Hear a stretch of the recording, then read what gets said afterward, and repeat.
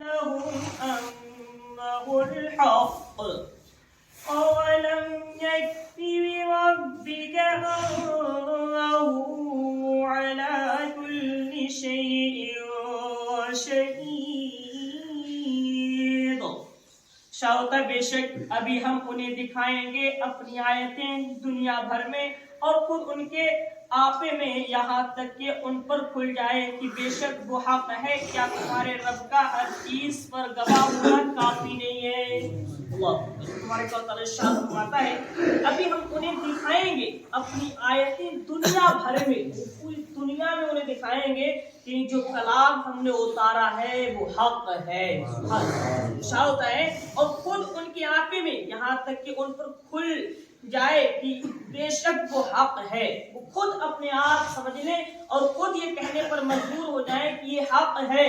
ابو جہل، ابو لہب جیسے کافر یہ جانتے تھے یہ قرآن جو میرے نبی صلی اللہ علیہ وسلم لے کر آئے ہیں وہ حق ہے.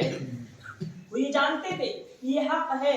نہ ماننا یا ماننا کسی آپ اپنی مرضی ہوتی ہے کسی کی ہے، اور وہ جو ہے حق جاننا الگ ہوتا ہے. تو دیکھیے وہ یہ جانتا تھا کہ نبی محمد مصطفیٰ صلی اللہ علیہ وسلم حق پر ہیں. یہاں تک کہ کہا کہ جو ہے نبی کریم صلی اللہ علیہ وسلم نے ارشاد فرمایا کہ اگر تم اس کو حق نہیں سمجھتے ہو تو اس کی طرح تم ایک آیت ہی بنا کر لاؤ، ایک سورت ہی بنا کر لاؤ. تو تمام جو ہے وہاں پر بڑے بڑے فقہا تھے جو عربی جانتے تھے، وہ لوگ عربی جیسی مطلب قرآن مقدس جیسی ایک آیت تک نہ بنا سکتے. کہا گیا ہے کہ تم تمام لوگوں سے مدد لے لو، جتنے تمہارے ساتھ والے ہیں وہ سب کو اکٹھا کر لو، اس کے بعد تم اس جیسی ایک صورت بنا لاؤ. تو سب عاجز آ گئے مگر قرآن مقدس جیسی ایک صورت نہ بنا پائے، کیونکہ یہ قرآن کسی انسان کا دیا ہوا تھوڑی ہے یا کسی انسان کا بنایا ہوا ہے. عربی جانتے تھے وہ الگ بات ہے، لیکن قرآن جاننا الگ بات ہے. وہ عربی پڑھتے تھے، عربی بولتے تھے، عربی سمجھتے تھے، عربی جانتے تھے، لیکن قرآن مقدس جیسی عظیم کتاب جیسی عربی وہ بھی نہیں جانا ہے. کیونکہ رب تبارک و تعالیٰ نے جو عطا فرمایا ہے، رب تبارک و تعالیٰ نے جو قرآن ہمیں اور آپ کو دیا ہے وہ سمجھنا سب کے بس کی بات نہیں ہے. قرآن مقدس سمجھنا سب کے بس کی بات نہیں ہے. قرآن وہی سمجھتا ہے جس پر اللہ کا فضل و کرم ہوا کرتا ہے.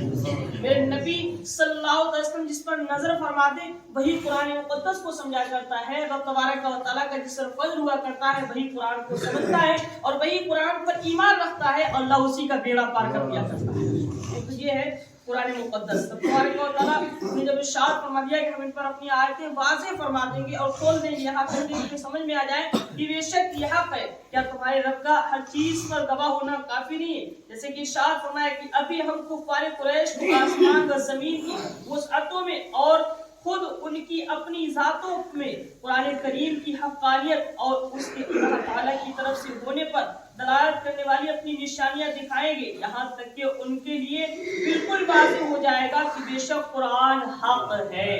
اور تبارک و تعالیٰ نے یہ دکھایا قرآن کو حق فرمایا اور یہ اللہ تعالیٰ کی طرف سے نازل ہوا ہے اور اس میں مرنے کے بعد دوبارہ زندہ کیے جانے، اعمال کا حساب دیے جانے اور ان کے کفر پر انہیں سزا دیے جانے کا جو بیان ہوا ہے وہ بھی حق ہے. اے حبیب صلی اللہ علیہ وسلم کیا آپ کے رب عز و جل کی ہر چیز پر گواہ ہونا آپ کی سچائی کے لیے انہیں کافی نہیں ہے؟ یعنی رب تبارک و تعالیٰ جس طریقے سے گواہی دے رہا ہے آپ کی سچائی بھی کافی ہے اور رب بھی کافی ہے. یہ چلو کی بات کس نے دیکھی، مرنے کے بعد کیا ہوگا پتہ نہیں، وہ اس چیز پر ایمان نہیں رکھتا ہے. لیکن جو ایمان والا ہے، جو نبی کریم صلی اللہ علیہ وسلم پر ایمان رکھتا ہے، نبی کریم صلی اللہ علیہ وسلم کا غلام ہے، اللہ رب العزت کا پکا اور سچا عبادت گزار بندہ ہے، وہ یہ جانتا ہے کہ دنیا کا حساب آخرت میں دینا ضرور ہے. ہم نے جو کیا ہے اس کا حساب ہمیں اور آپ کو رب تبارک و تعالیٰ کی بارگاہ میں کر دینا ہے. اگر ہم نے اچھا کیا ہے تو اللہ بدلہ اچھا عطا فرمائے گا، اور اگر ہم نے غلط کام کیا ہے تو اس کی اللہ رب العزت ہمیں سزا فرمائے گا.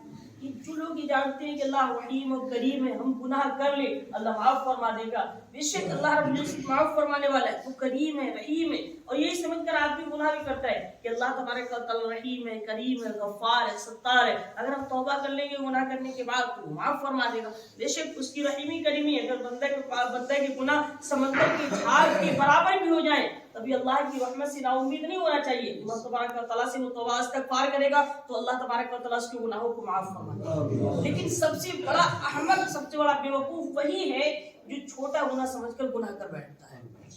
چھوٹا گناہ سمجھ کر گناہ کر بیٹھتا ہے. یار اگر اللہ رحیم اور کریم ہے تو قہار و جبار بھی تو ہے. یہ بھی تو سمجھو، یہ بھی تو معلوم ہونا چاہیے کہ اللہ رب العزت قہار و جبار ہے. وہ جو ہے گناہ کی سزا بھی دینے والا ہے.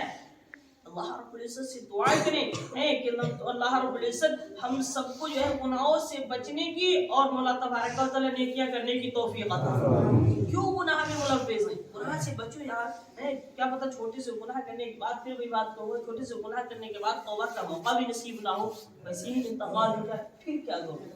پھر حساب کتاب میں کیسے رب تبارک و تعالیٰ کو دکھاؤ گے؟ اللہ رب العزت سے دعا کریں کہ اللہ تبارک و تعالیٰ ہم سب کا ایمان مضبوط عطا فرمائے، گناہوں سے بچنے اور نیکیاں کرنے کی توفیق عطا فرمائے، قرآن مقدس پڑھنے اور سننے سے زیادہ مولا عمل کرنے کی توفیق عطا فرمائے.